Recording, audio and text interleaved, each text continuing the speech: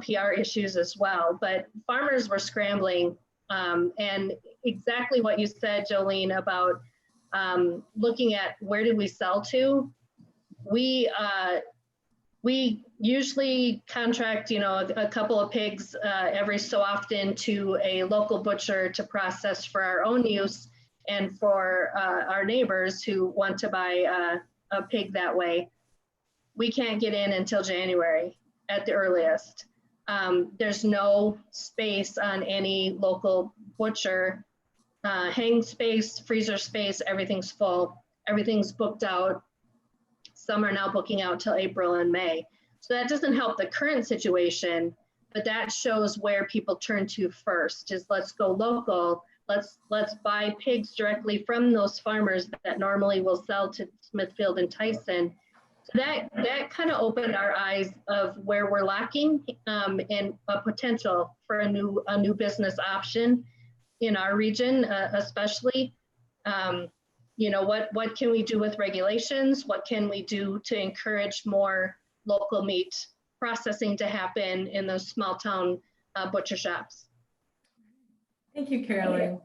And Melissa, how did this impact your day-to-day? And do you see some potential as a vice president of innovation to build on some of the things that Carolyn just pointed out with potential opportunities in these rural areas?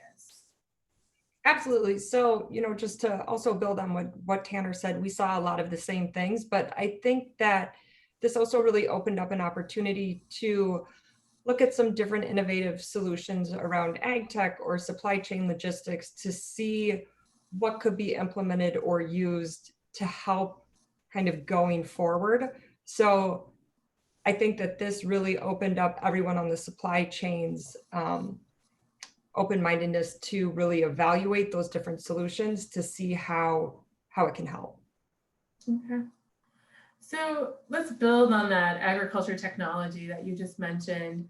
I often hear about, the future of agriculture is adopting technology, and I don't dispute that claim or argument, but I also understand the internet connectivity issues in rural America, having grown up in that area.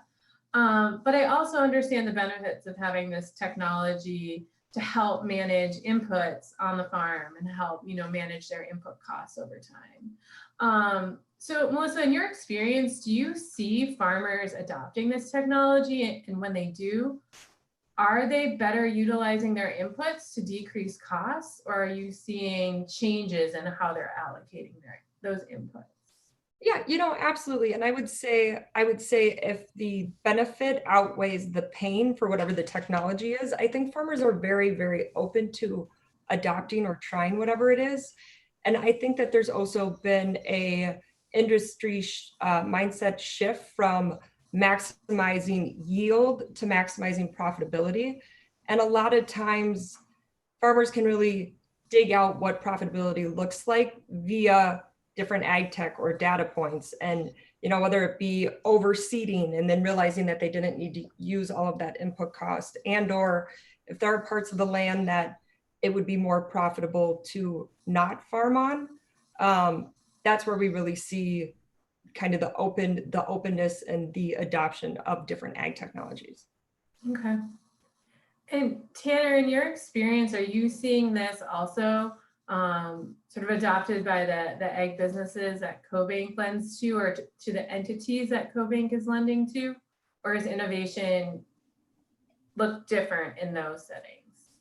Well, to our customers that we, for the ones that we originate, excuse me, in agribusiness, because again, we're not lending direct to farmers and ranchers. But I can tell you across the agribusiness industry right now, they're putting a pressing pause on those investments at this point in time, trying to wait for a better viewpoint of what's happening with the post-COVID world. It's probably going to be another 12 to 18 months before companies are going to be comfortable investing again with discretionary debt. And so at this point in time, they're just trying to get a hold of what's going on in this volatile COVID world. But absolutely, the view is always specifically with how how to reduce your labor risk. That is a constant that never goes away. Labor is in agriculture is always a constant. There's always going to be weather risk that comes and goes, but labor risk is constant. And so what farms and ranches and agribusinesses are always trying to do is using technology to innovate around that labor risk. And right now that's been put on pause. But once companies do have a longer data set of their cash flow in the new COVID world, post-COVID world, then they'll be comfortable investing again. But that's an ongoing issue is labor in technology. I really appreciate that you brought up labor, because that is one of the things that I think a lot of people don't always make the connection when we're looking at COVID.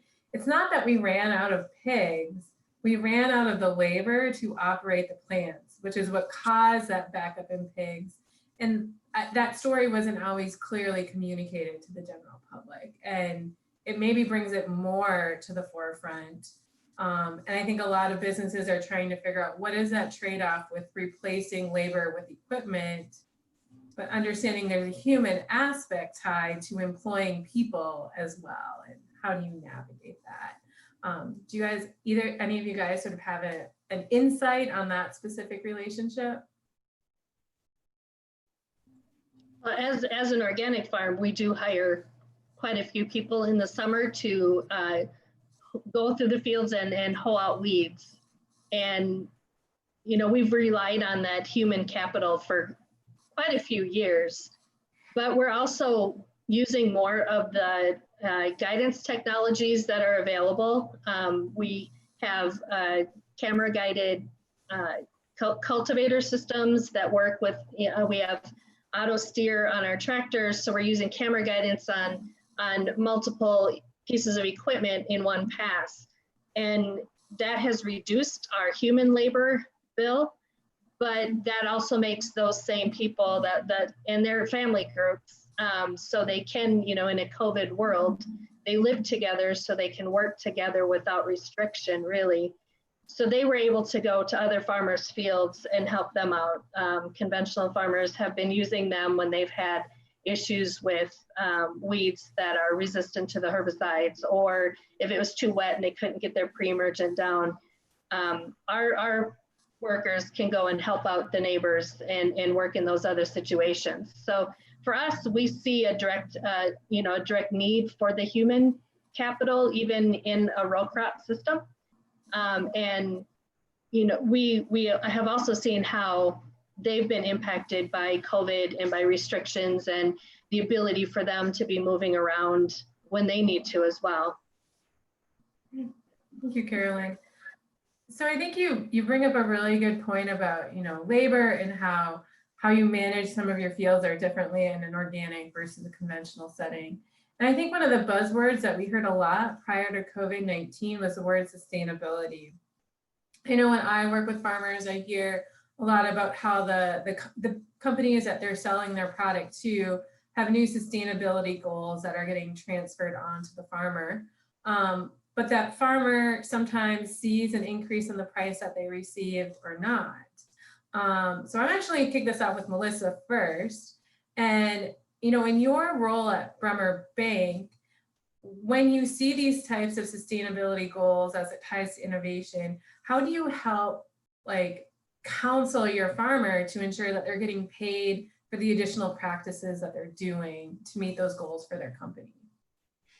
Jolene, that's a great question. And again, heading up innovation, I don't work generally directly with our bankers, but what we do is we really try to make sure to arm them with the knowledge of how the sustainability efforts that their growers are following should impact pricing. And again, you know, that's kind of continuing on the maximizing profitability versus yield.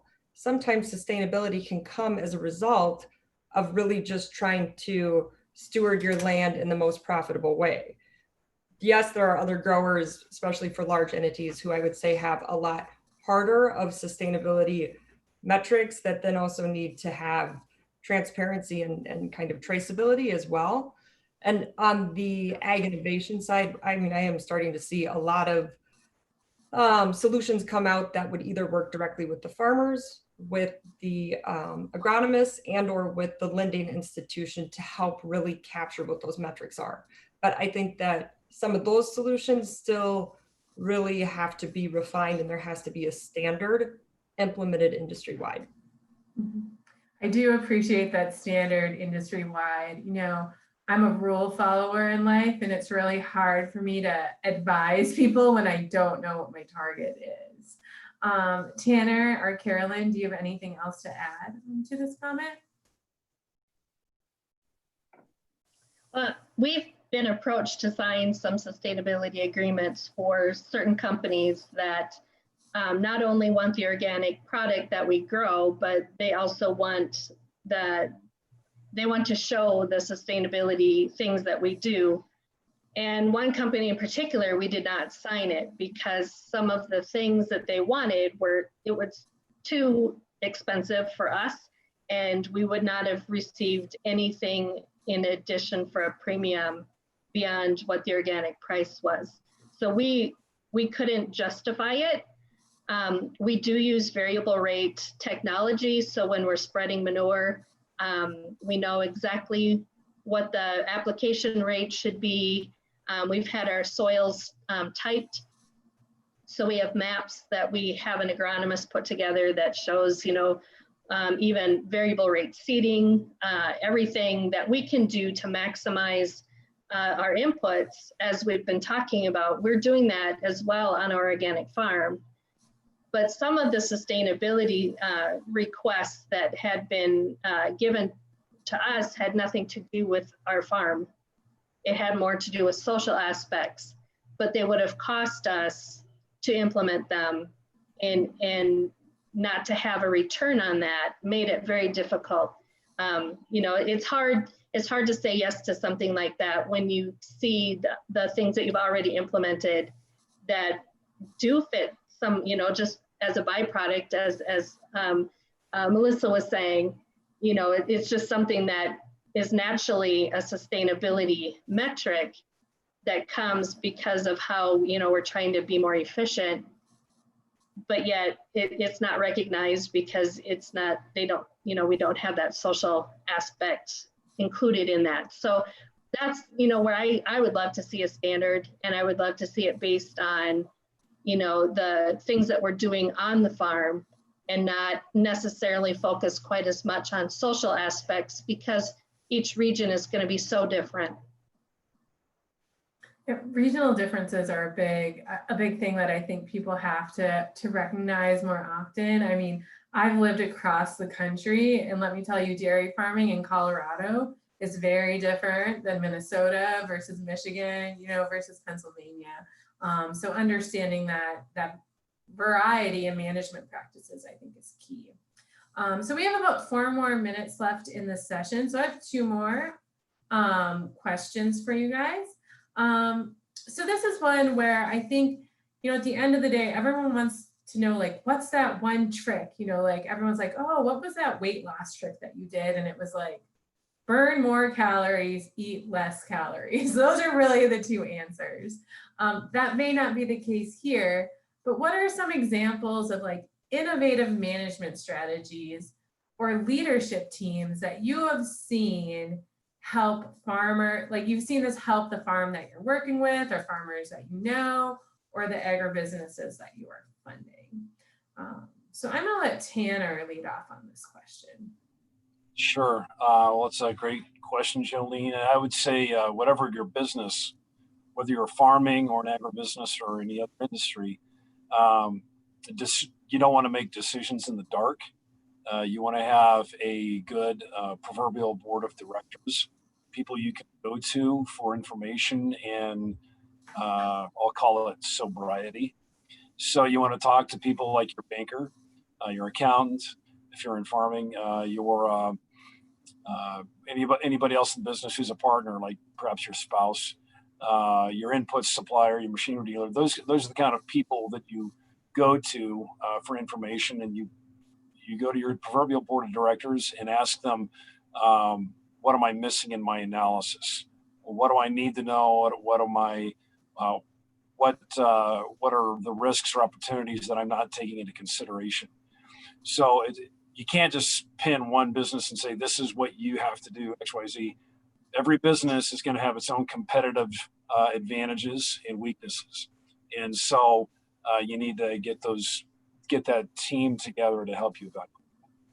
I think that's really valuable insight. It's especially when you're looking at farms that have families, it's nice to have somebody else that is not a family member provide some like real life perspective. So we're getting a 2-minute warning. So I'm gonna go to Melissa and then Carolyn, and I think we'll close out on time. Okay, so I would say, again, you can't make decisions in the dark, and having that group of trusted advisors is really key, but you know, the data at some point is going to be really incredibly helpful. And on top of that, I would say, you know, on the farming perspective, making sure that they have a true break-even analysis per acre. And that's when, I mean, there are ag techs and solutions like that that can help. And then the other thing that I would add, I guess, would be exploring diversifying both the input and output avenues. So, you know, buying inputs online or from different options is a good to look into, but then also diversifying your output. So where you do your off takes can sometimes really have a huge impact, especially when there's weather related things like recently in Iowa. Yep. I think that's great advice. And Carolyn, what's the one innovative thing you've done? We have been participating in farm business management for 33 years, so our entire farming career. And knowing your numbers, knowing how your farm is profitability wise, and knowing when you need to make adjustments, and then finding mentors when we decided to switch to organic from conventional, finding mentors to help. So again, you're not in the dark. You have somebody to kind of walk with you, whether it's organic or, you know, a new livestock system or whatever you're doing. Find good mentors, and then knowing your numbers by being part of a system like farm business management. All of these comments warm my heart as an ag economist who teaches farm management, and these are the 3 goals of my class. So great job, you guys all get an A, and class hasn't even started yet. With that, I'll turn it over to Dan. I think he's gonna close out the session. All right, thanks, Jolene, and I want to thank you and Tanner, Melissa, and Carolyn for a great conversation. Appreciate it. To our viewers, as we speak, they are introducing a LARDA Alumni Spotlight, so you can move to that on your agenda. And then at 25 after, we will start with another ag and tech mindset conversation as well. So thanks again to this panelist, and we will close it at this time and make the transition to the spotlight.